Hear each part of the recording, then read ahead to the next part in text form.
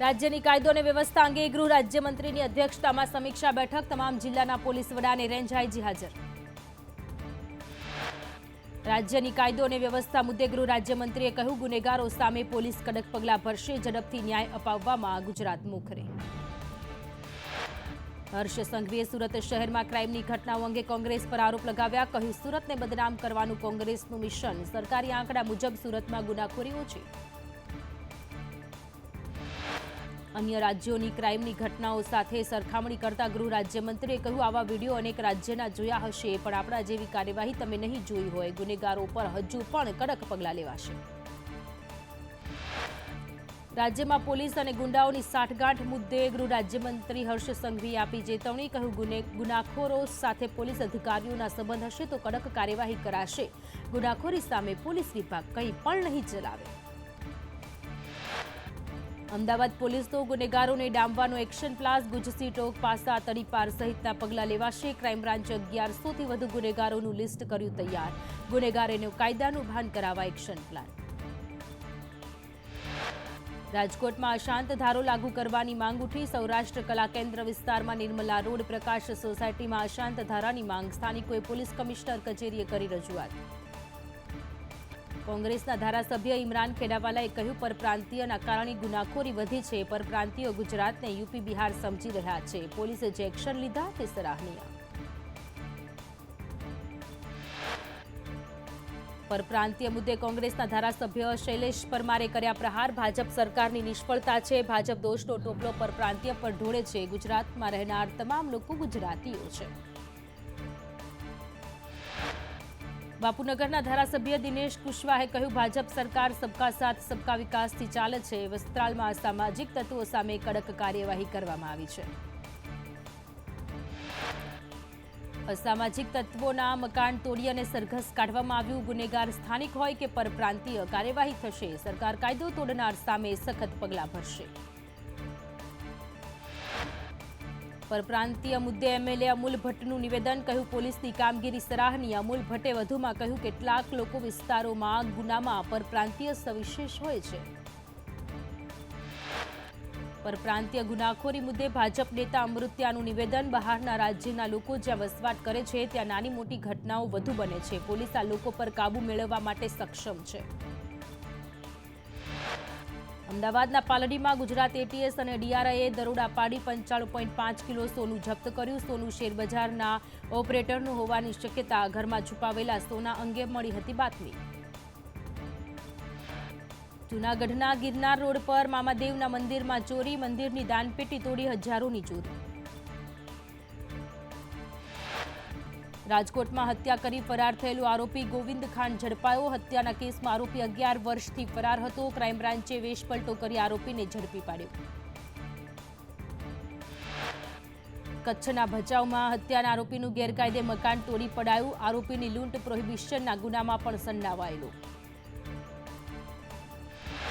વડોદરાના વાઘોડિયામાં વિદેશી વિદ્યાર્થીઓ પર હુમલા બાબતે ધારાસભ્ય ધર્મેન્દ્રસિંહ વાઘેલાએ કહ્યું, જે ઘટના બની તે ખરેખર દુઃખદ ઘટના છે.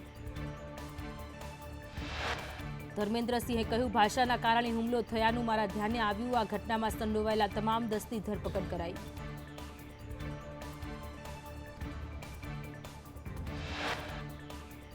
સુરેન્દ્રનગર જિલ્લામાં ગેરકાયદે ચાલતી ખાણનો મુદ્દો ગૃહમાં ઉછળ્યો. વિપક્ષે કહ્યું, 300 જેટલી લીઝ ગેરકાયદે ચાલે છે. 2200 કુવા ગેરકાયદે ચાલે, જેમાં એક કુવા દીઠ 1.5 લાખનો હપ્તો.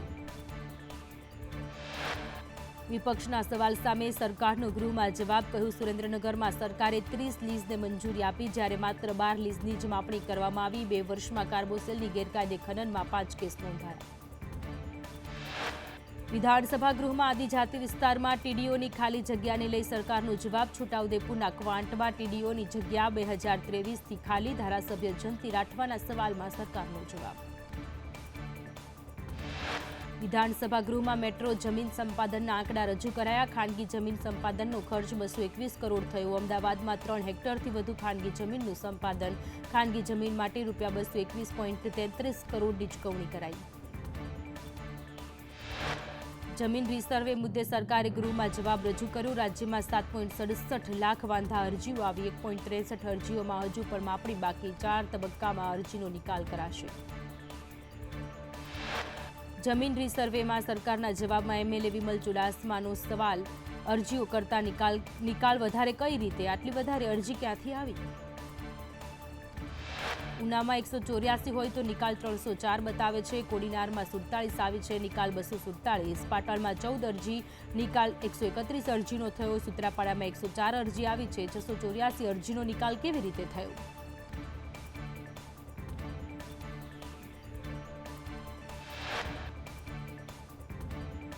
વિધાનસભામાં ગૃહમાં એટીએસની કામગીરીના આંકડા રજૂ કરાયા. દરિયાઈ પટ્ટીમાંથી 2 વર્ષની કામગીરીના આંકડા. વર્ષ 2023માં ₹422 કરોડનું 60.30 કિલો ડ્રગ્સ જપ્ત કર્યું.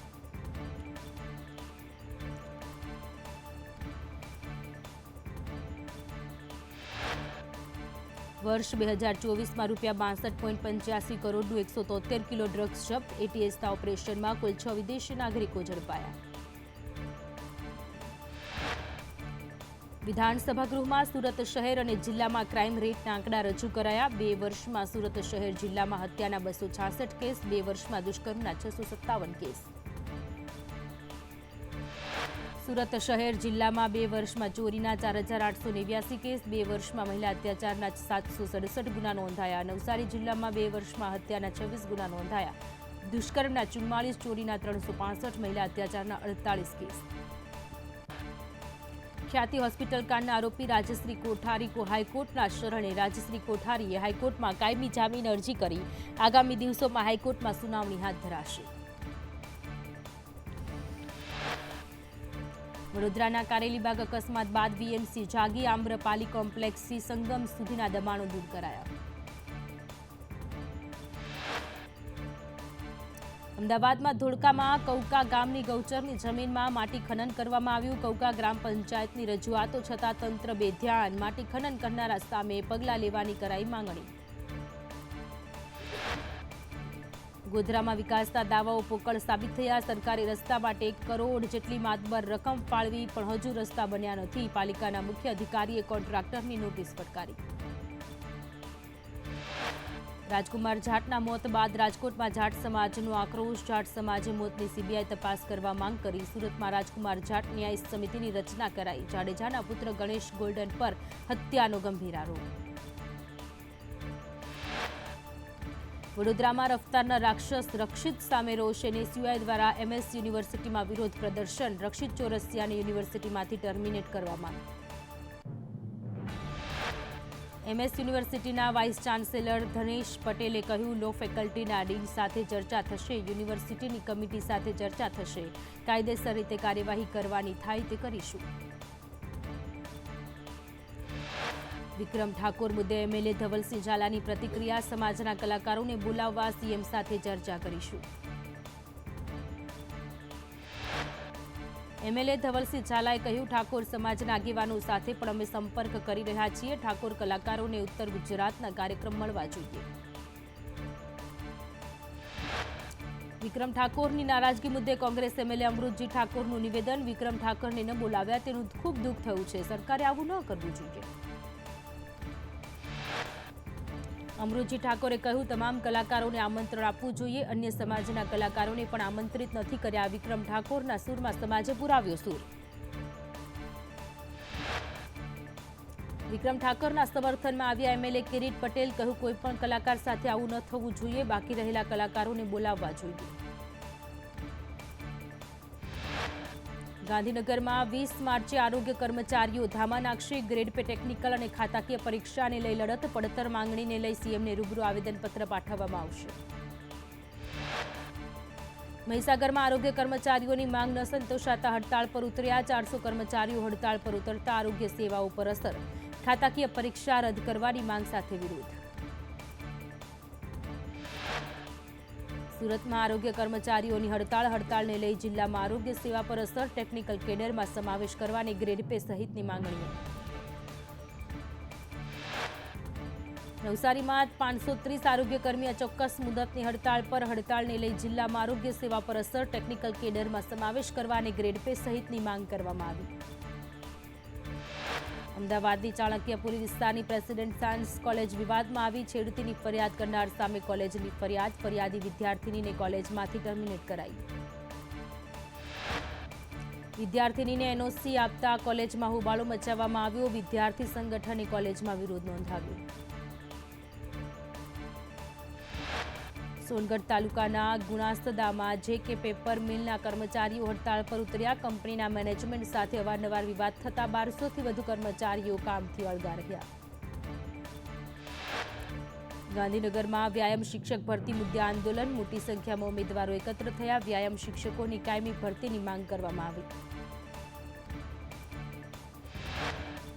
સુરતના વરાછામાં રેલવે બ્રિજનો મોટી સંખ્યામાં વેપારીઓએ વિરોધ કર્યો. કોમ્પ્લેક્સ બહાર બેરિકેડિંગ મારતા આક્રોશ. બેરિકેડિંગને લઈ વેપારીઓના ધંધા ઠપ થયા. ભાવનગરમાં મહાનગરપાલિકાએ અડચણરૂપ 811 મકાન ડિમોલેશન હાથ ધર્યું. ગઢેચી નદીના શુદ્ધિકરણ માટે મેગા ડિમોલેશન. નોટિસનો જવાબ ન આપતા દબાણો હટાવાયા. ભુજમાં પીવાના પાણીની સમસ્યા સર્જાઈ. ઓધવ રેસિડેન્સી વિસ્તારમાં પાણીની સમસ્યાને લઈને સ્થાનિકોએ પાલિકામાં રજૂઆત કરી. રાજકોટમાં એટલાન્ટિસ અગ્નિકાંડમાં તંત્રની લાલિયાવાડી સામે આવી. એટલાન્ટિસ બિલ્ડિંગમાં 10 વર્ષથી ફાયર એનઓસી ન હોવાનું સામે આવ્યું. 3 નિર્દોષના મોત બાદ તંત્રને ફાયર એનઓસી યાદ આવી. ફાયર એનઓસી ન હતું તો કેમ કાર્યવાહી ન થઈ તે સવાલ મોટો. એક ફ્લેટનો ભાવ 7 કરોડ છતાં ફાયર એનઓસી લેવામાં આવ્યું નથી. 7 દિવસમાં ફાયર એનઓસી મેળવવા નોટિસ આપી. બિલ્ડિંગના ફાયર સેફટીના સાધનો ઉપયોગમાં લેવા લાયક નથી. હવે એનઓસી ન લેવાય તો કડક કાર્યવાહીની નોટિસ પાઠવી. કોર્પોરેશને પાણી, ગટર અને વીજ જોડાણ કાપવા નોટિસ પાઠવી. પાટણ એચએનજીયુમાં એમબીબીએસ કૌભાંડની યુનિવર્સિટીની કારોબારીની બેઠકમાં રજૂઆત. ગુલ કૌભાંડ મામલે ચર્ચાઓ કરવા રજૂઆત. પુનઃ મૂલ્યાંકનની ઉત્તરવહી બદલી ગેરરીતિ કરાઈ હતી. ગોધરામાં બ્રહ્મશક્તિ સેના દ્વારા પરશુ દીક્ષા કાર્યક્રમ યોજાયો. એક સાથે 2511 ભૂદેવોએ લીધી પરશુ દીક્ષા.